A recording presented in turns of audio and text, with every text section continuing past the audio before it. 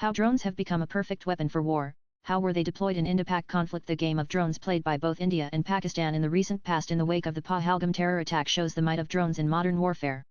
The effectiveness of the missile attack was bolstered by the use of loitering munitions, or kamikaze drones, that have both surveillance and strike capabilities. Pakistan responded by launching Operation Bunyan al-Marsis, targeting Indian military bases. India accused Pakistan of deploying 300,400 drones at 36 locations while firing heavy-caliber weapons along the LOC between May 8 and 9. The word drone refers to unmanned aerial vehicles UAVs. In other words, aircraft that don't require an onboard pilot in order to operate. The tiny, inexpensive FPV first-person view drone has proved to be one of the most potent weapons in this war, where conventional warplanes are relatively rare because of a dense concentration of anti-aircraft systems near front lines. FPVs originally designed for civilian racers are controlled by pilots on the ground and often crashed into targets, laden with explosives. The total cost of the drone's components, including an explosive warhead secured with cable ties, can be as little as $500 or less. According to Reuters, the FPV drones take off from improvised platforms several kilometers from the front line. Depending on their size, battery, and payload, range varies from 5 km to 20 km or more. Both India and Pakistan had advanced their respective drone ecosystems in recent years, utilizing both domestic manufacturing and imports from foreign allies. India introduced the Drone Rules 2021 to simplify the regulatory landscape and pave the way for rapid innovation and deployment of drones. The Drone Shakti mission in 2022 further catalyzed the domestic ecosystem by encouraging startups, incubators, and public-private partnerships to build technologies across sectors, including defense, as per Observer Research Foundation (ORF).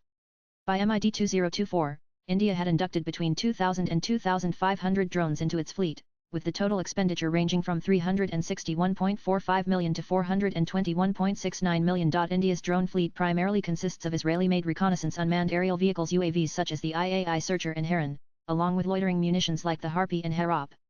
A major milestone in India's strategic embrace of drones was a $4 billion deal to acquire 31 MQ-9B Predator drones from the US. India has several indigenous drones such as the Nagastra-1 suicide drone, Rustam-2 medium-altitude long-endurance drone, and the Archer-NG armed tactical drone, all of which have demonstrated their technological capabilities. India's integrated air defense system consists of L-70 anti-aircraft guns, Zu-23mm cannons, Skilka systems, and specialized counter-unmanned aerial systems, CUAS, which it has been using to intercept Pakistani drones.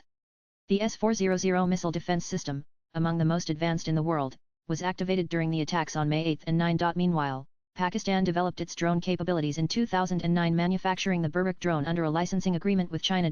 Since their first use in the MID-1800S, drones have been used for photography, security, safety, and environmental applications. However, warfare is responsible for paving the way for the drone technologies we have today. In 1915, Nikola Tesla wrote about unmanned aerial combat vehicles. The first attempt at a self-propelled drone as an aerial target was completed in 1916 by A.M. Lowe. It wasn't until World War I that the first pilotless torpedo was invented by the Dayton Wright Airplane Company. During World War II, both Allied and German forces used drones to train aircraft gunners and aid in missions. After the end of World War II, drone developers began using jet engines in technologies like the Australian GAF Jindavik and the Model 10001, built for the U.S. Navy by Beechcraft. In the early 70s, Israel began using drones as decoys in the Yom Kippur War. It was during this same time that the United States officially confirmed that they had been using drones in Vietnam. According to the Armed Forces Journal International in 1982, the U.S. stated that they had flown more than 3,435 drone missions during the war for both decoy and surveillance applications. Swipe left for next video. It was not until the 1980s and 90s that the U.S. military began heavily investing in the technology.